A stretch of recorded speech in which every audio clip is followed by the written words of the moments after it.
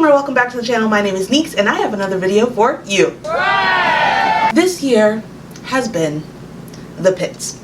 So I decided to join the year of the witching by Alexis Henderson. I've linked a Twitter thread below of my experience reading through this book. It was insanity, so if you want to see all the instances where I cried, screamed, broke down into a puddle of emotions in my glass case of emotion, feel free to check out that thread below. This book covers themes like religion, the patriarchy, womanhood, motherhood, revenge, family, community, and it's just, I didn't expect it to hit me as hard as it did. I didn't expect it to have these throwaway lines, quote unquote throwaway lines, where I had to literally pause and take a breath. So this book was an extreme surprise to me, and I want to just take some time to talk about just a few of the things that caused me to stop and pause and think really hard about my real life as it is, and people in the story. And honestly, I drank that shit up. So, okay, before we get into the review, I want to quickly talk about some potential trigger warnings in this book. There are both stated and implied instances of graphic and sexual violence against women.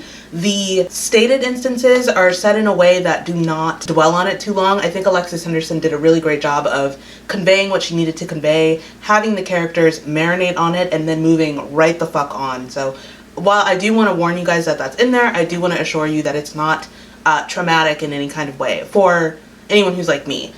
If you are super sensitive to topics such as that, please do not pick up this book. Or skip over them, because I do want you to read it. The graphic violence happens to pretty much everyone.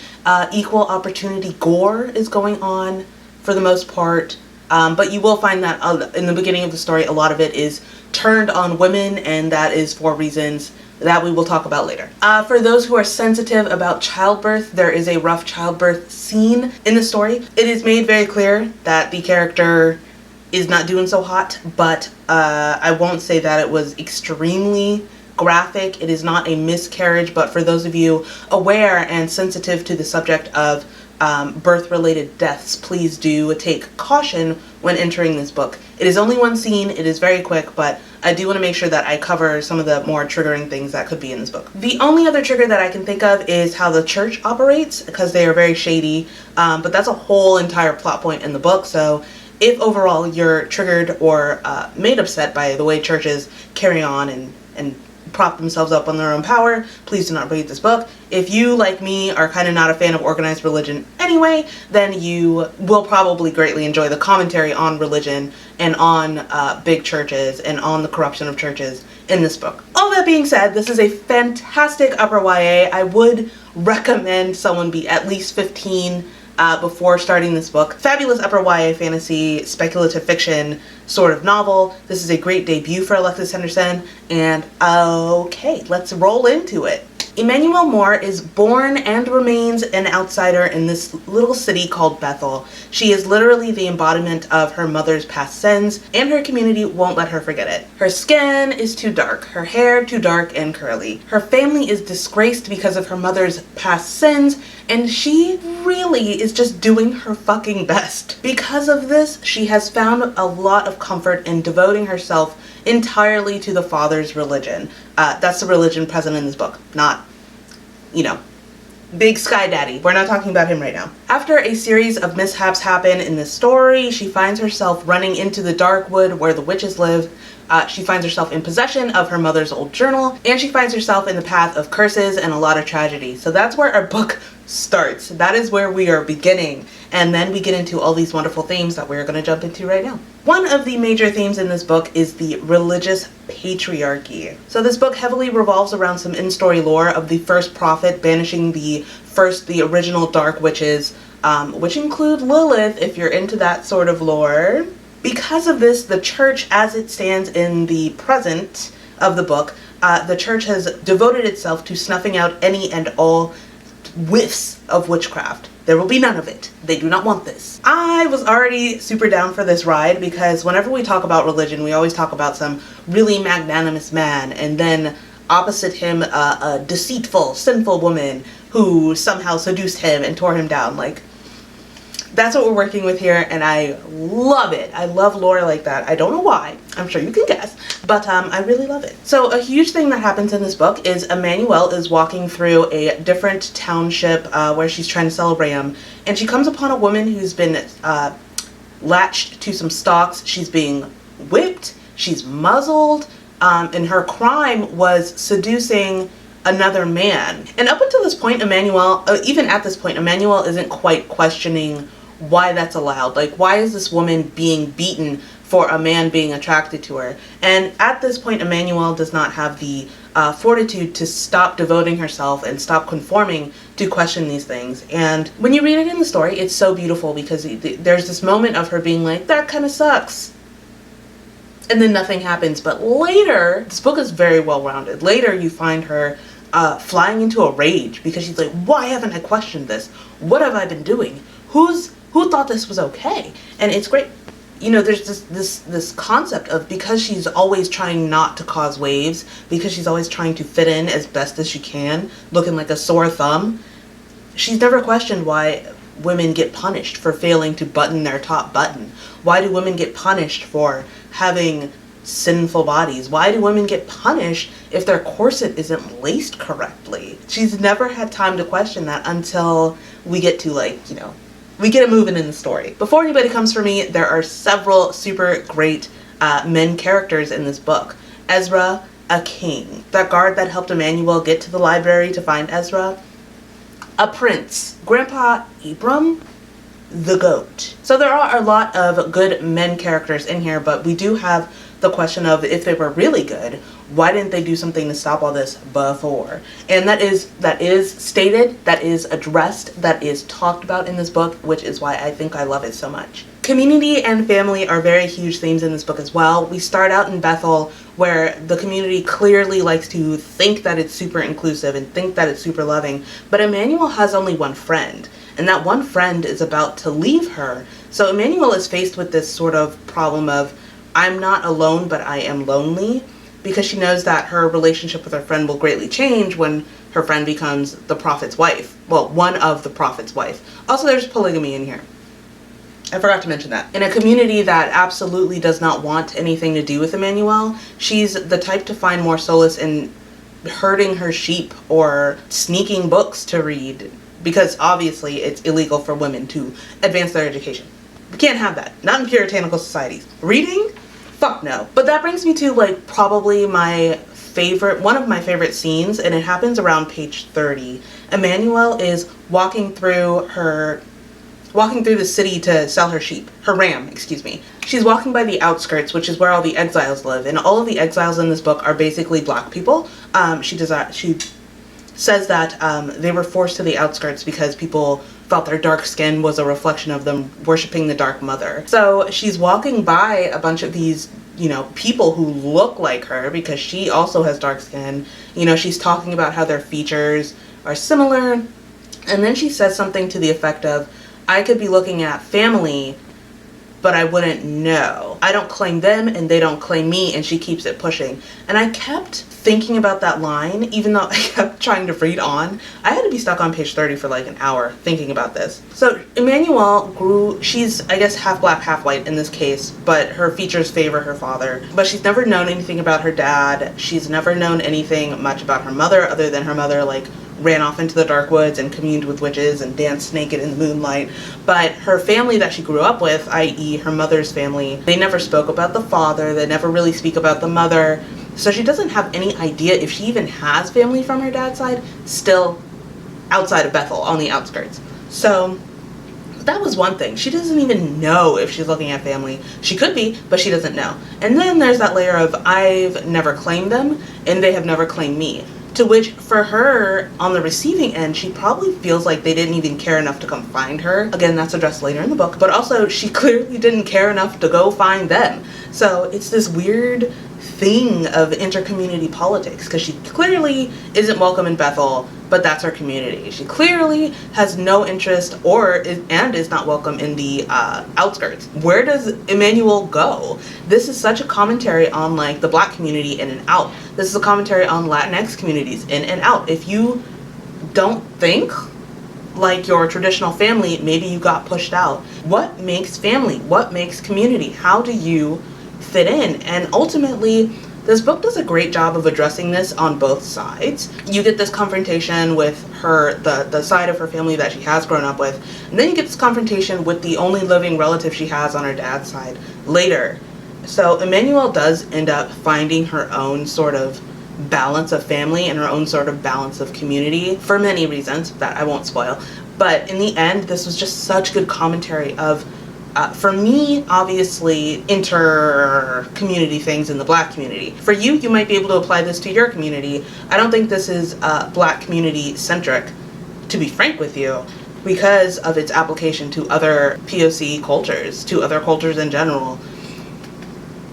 This was beautiful. This is why that I did like a 3-tweet thread about this, because that's all I had enough emotional bandwidth to do. Okay, let's talk about womanhood and motherhood.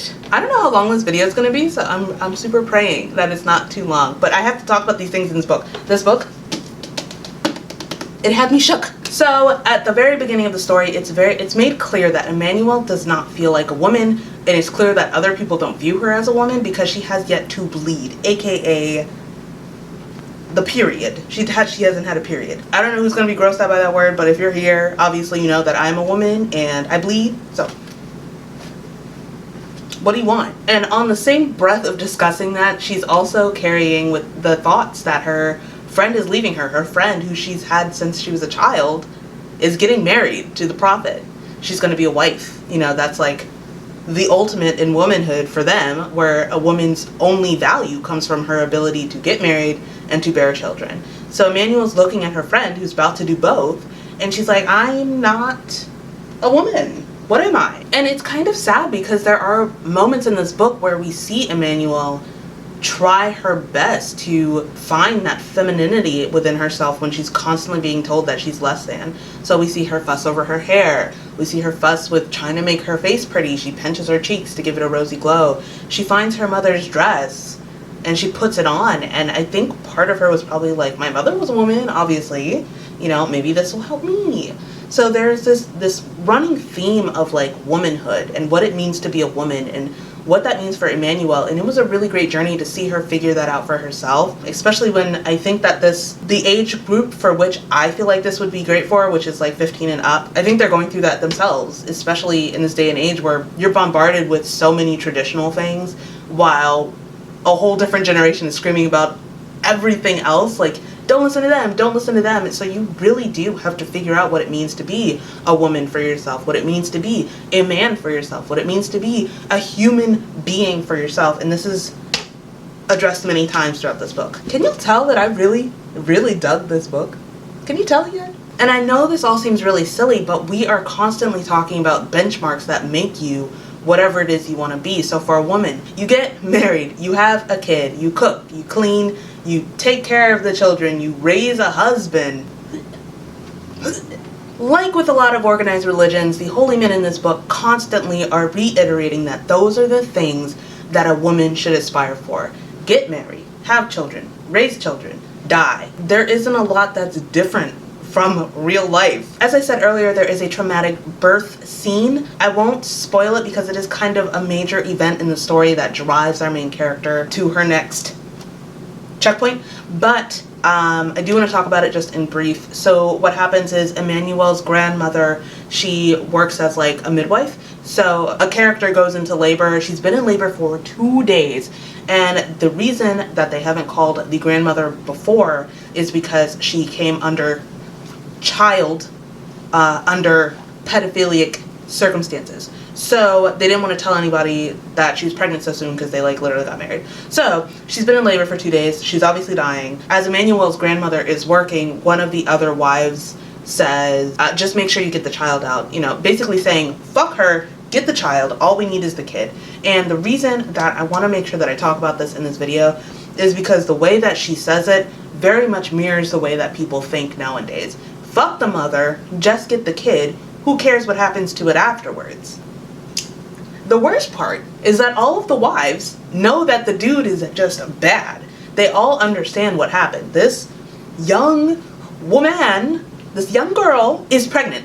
there's only one thing that leads to that, and it wasn't divine insemination. So there's a lot going on with that. I just wanted to make sure that I mentioned it for anyone who's sensitive to birth scenes and traumatic birth scenes like that. So, moving on. Because we are a fair place, I do want to make sure that I talk about the cons that I found in this book. There were only 2, and they only happened in 2 places, because that's what happens with the number 2. There were 2 moments in this book where I felt like Emmanuel's characterization just suddenly did a quick shift, which didn't bother me. Like, this was a woman on a mission. Emmanuel was like, I need to get this done, and that's all there is to it. I would prefer not to burn, I would prefer not to hang, but I gotta get this shit done. So that's why it didn't affect my reading of the book. I was just like, oh, that was really sudden. So there's one part where Emmanuel asks Ezra for his help to sneaking into a place that could get her hung, burned, shot, lashed, and she does it so quickly, and I was like, whoa, there was not a workup here. But also, you are on a timetable, so I get it, girl. I get it. You do what you have to do. That was one of the times. The other time was when they were in the dark wood and Emmanuel's trying to do something to help the situation at hand. She's just giving him a little, I can't unbuckle my thing, hold on. You know, she's giving him a little bit of a strip show. And not really, but she's taking off her clothes and getting into her dress slip. Basically, I thought she would have been like, oh no, my virtue.